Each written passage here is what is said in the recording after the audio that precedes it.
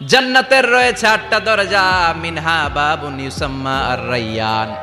8টা দরজার মধ্যে স্পেশাল একটা দরজা আছে, ওই দরজার নাম হলো রাইয়ান। লা ইয়াদখুলুহু ইল্লা সাইমুন, রোজাদাররা ছাড়া কেউ রাইয়ান দরজা দিয়ে ঢুকতে পারবে না।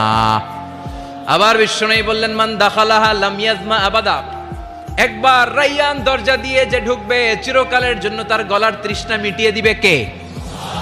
সিয়াম যারা পালন করবে তাদের জন্য আল্লাহ তাআলা এই দরজা দিয়ে ঢোকার পারমিশন দিবেন।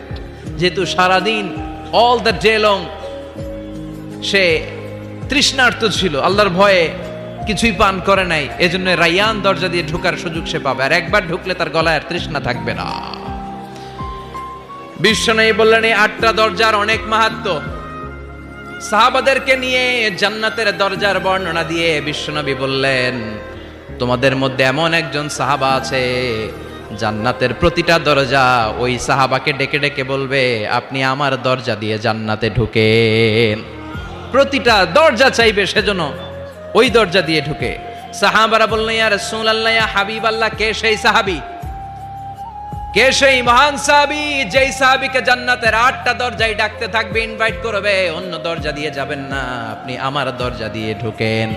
বিশ্বনবী বললেন, সেই সাহাবী হলো আমার হিজরতের সঙ্গী আবু বকর as-সিদ্দিক। পড়েন সুবহানাল্লাহ।